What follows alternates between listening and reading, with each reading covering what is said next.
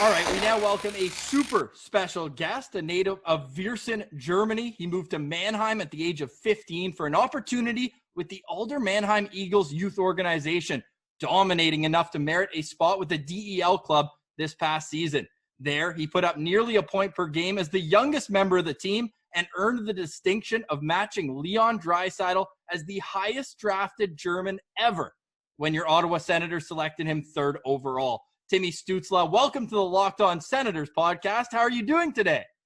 Hey, thank you for having me. I really appreciate it. I'm doing very good.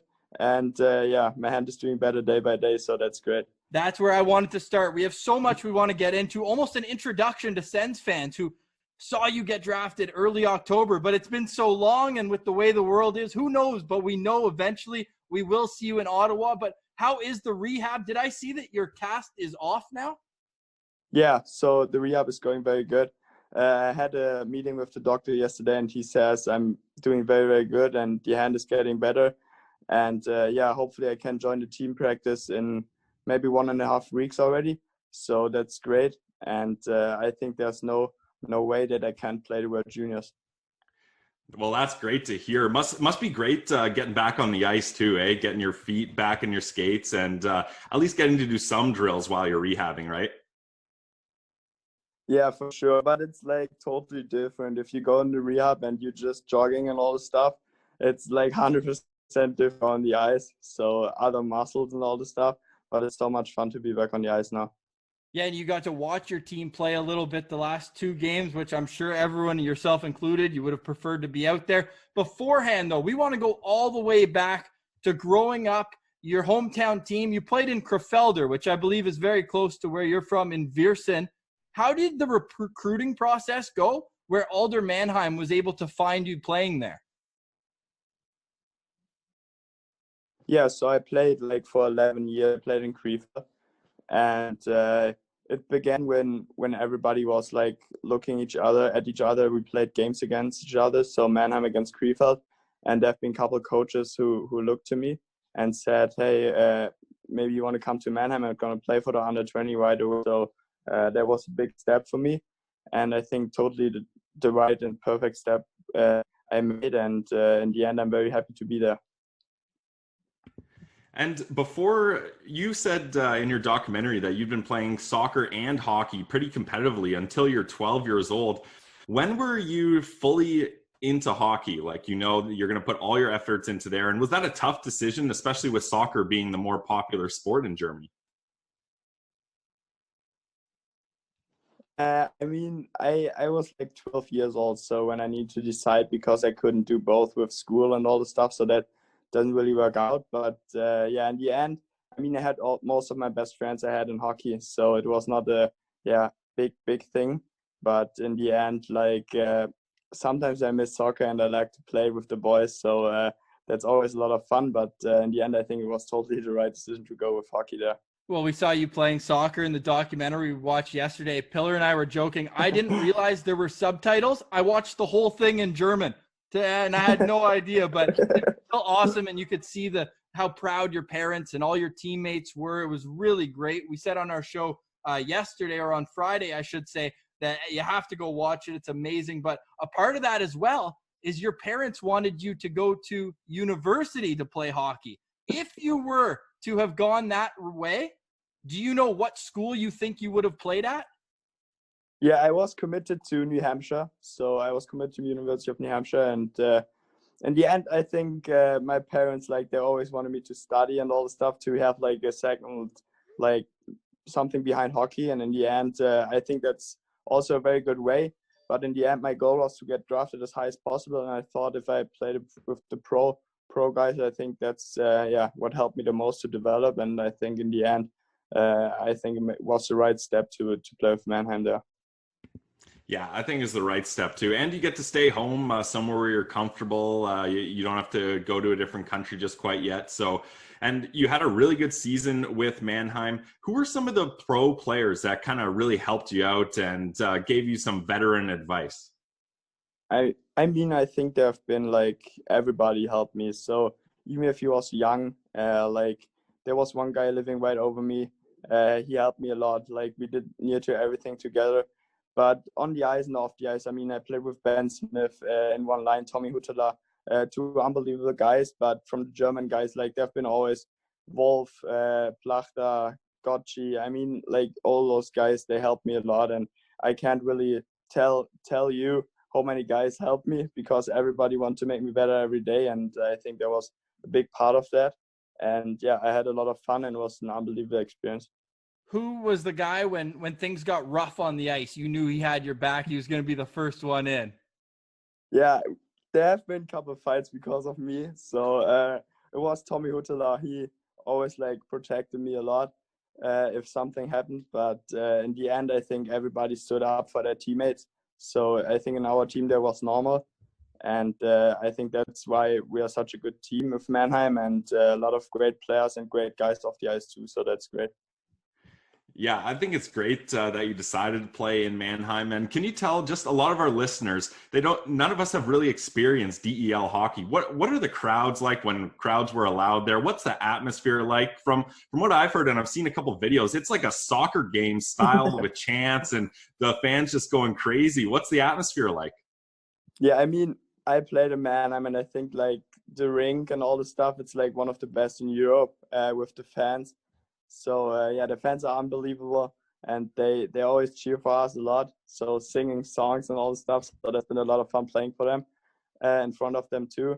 And yeah, I mean, Mannheim is a hockey city, so that's great as well.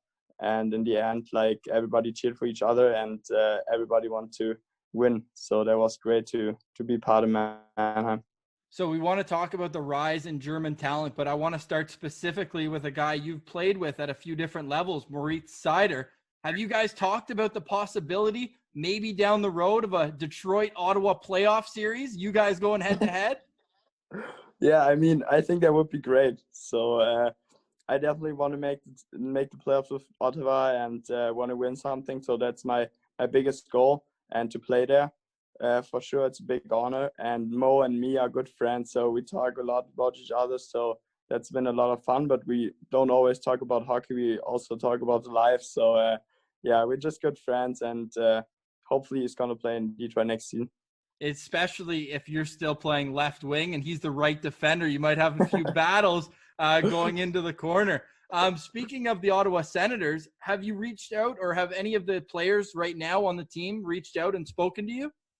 Yeah, that was so great for me. Like a lot of players reached out to me and texted me how everything's going, especially after the draft and after the injury. So there have been a couple of guys asking me how everything is going with the hand and all the stuff. So that's been very nice. And yeah, I'm talking to the management and to the coaches, to the fitness coaches. So yeah, we'll see what's going to happen. Right now, my first part is to get healthy as soon as possible, and then we'll see what's going to happen. But my goal is to play the next season. And the beauty with Ottawa, it's such a young team. Were there many players that you were familiar with before? Because to us, I'm sure overseas, you don't get to watch Ottawa very much. Like, do you know much about the games of Brady Tkachuk and Thomas Chabot? Yeah, I mean, like you said it, Brady Tkachuk and Thomas Chabot, I think unbelievable leaders. Like you could even tell it when they texted me. That was great. And I mean, yeah, they played a good season last year, those guys, and I think they have a lot of good young players and young prospects. So I think in a couple of years we could be like a very good team, and I'm looking forward to go with them, and yeah, try my best every day. Yeah, speaking of young talent, another place where there's a lot of young talent is Germany. We saw a bunch of Germans drafted high in this draft. What do you think has been kind of the big reason why German hockey is really on the rise here? Like Leon Draisaitl has been amazing in the NHL, and now you're drafted third overall as well. What has really changed in German hockey lately? Yeah, I mean, I think like they're on the right way right now. So a couple young guys playing in the DL already. So that's been a lot of great stuff going on there.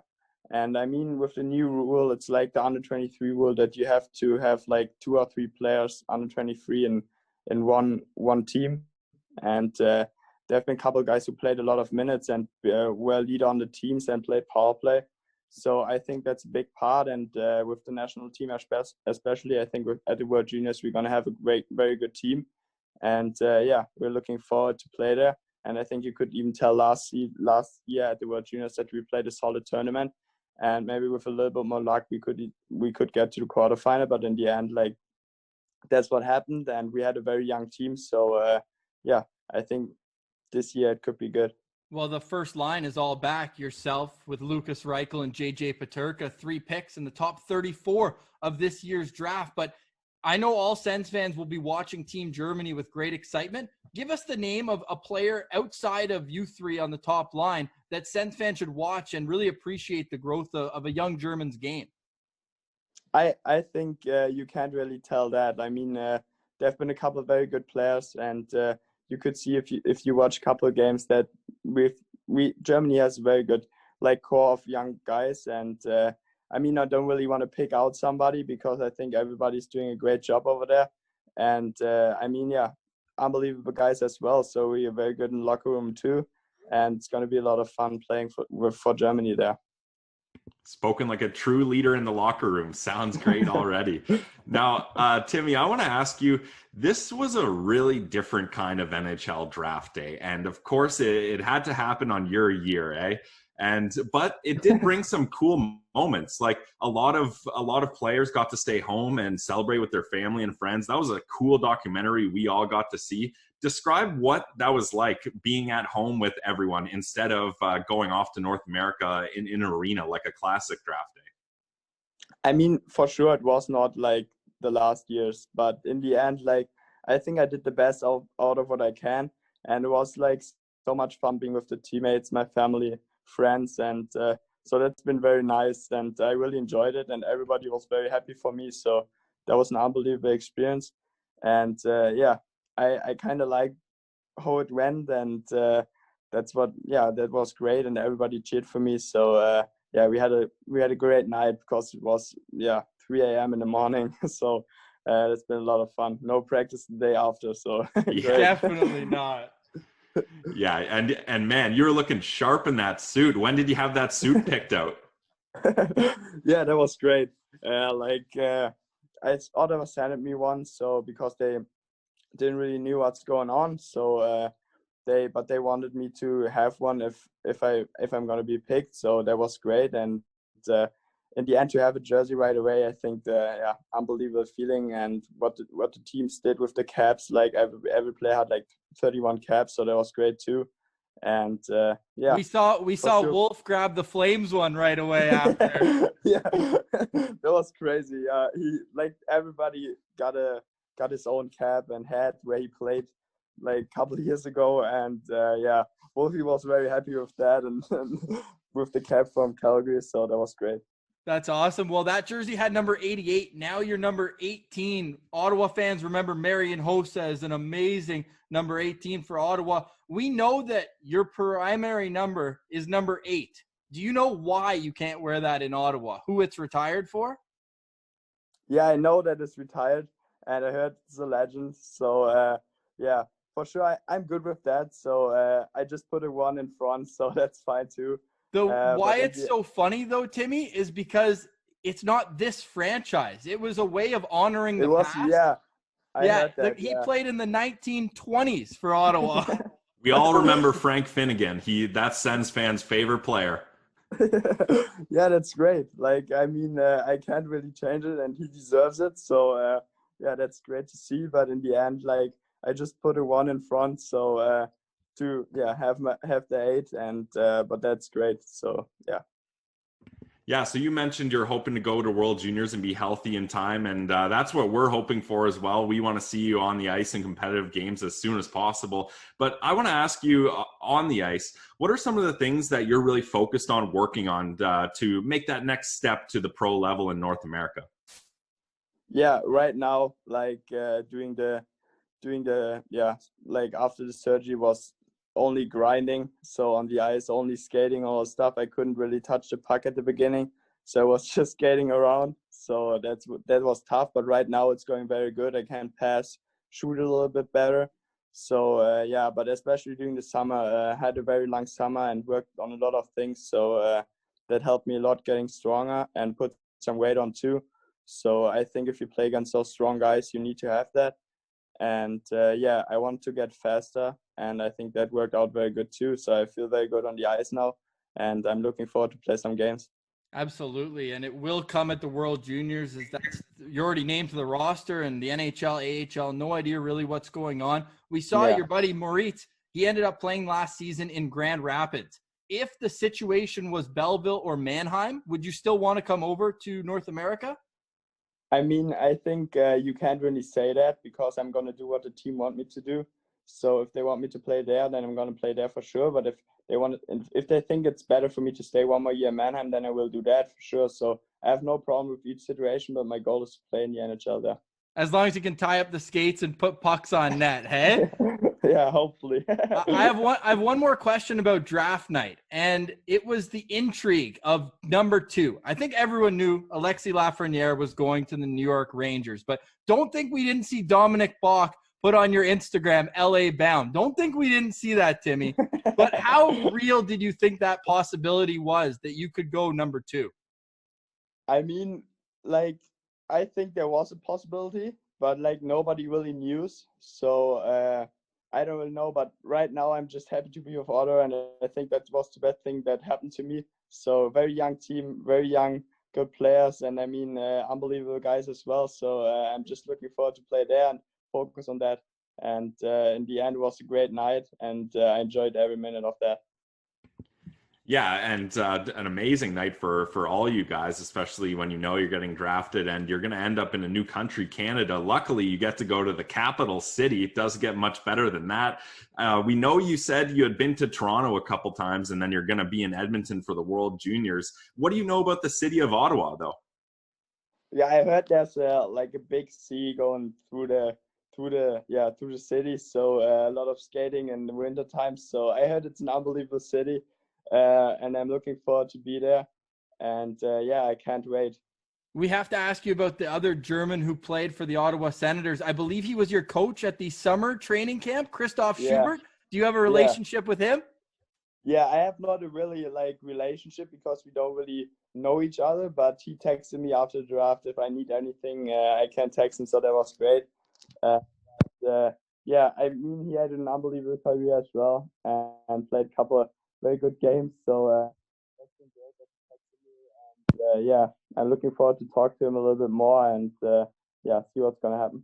He's been also a guest on this show. Really good guy, Christoph. We just have some fun questions for you, Timmy, to finish off a little bit to get to know you better. And we saw on the documentary, you have a signed Sidney Crosby jersey in your room, but it's personalized. It says to Tim. Where did you get the opportunity to meet him? Yeah, that was my 18th birthday present from my agents. So they have kind of connection with them, and they gave it to me, sent me that over. So that was very nice for me. And he's an unbelievable player and an idol for every young hockey player, I think. So to get that personalized, I think that's just an unbelievable feeling. Now, did you watch much NHL hockey growing up? Did you have a favorite team? And it's okay if you don't say Ottawa. Right now, it's for sure it's Ottawa. So smart. But when I grew up, it was Pittsburgh. But right now with McDavid and Draisaitl, as a German guy, I need to go with Draisaitl there too. So yeah, it went over to Edmonton a little bit, but I still love to watch Crosby as well. So yeah, they always play good games against each other too. Edmonton and Pittsburgh, they're always going back and forth. I think they've had a few really good overtime games. When you have that much talent, it's not a surprise. That kind of leads me in. Who was the first German player that you looked up to? I know you had not a line mate, but a teammate in Marcel Gottsch, who was one of the first Germans in the first round. So who was the first German player? And it could be someone just from the DEL. Yeah, there have been couple guys. When I was in Krefeld, there were a couple guys I looked up to when they play. I watched near to every game there. And I think Marcel Gottsch is a role model. So he is definitely a guy play with so many NHL games, and he had a long career over there. So that's my goal too, to play a long-term career there and not just 1 year and then come back. So that was great. But since 2 or 3 years right now, it's Draisaitl. So as a German guy, I think you definitely need to look up to him.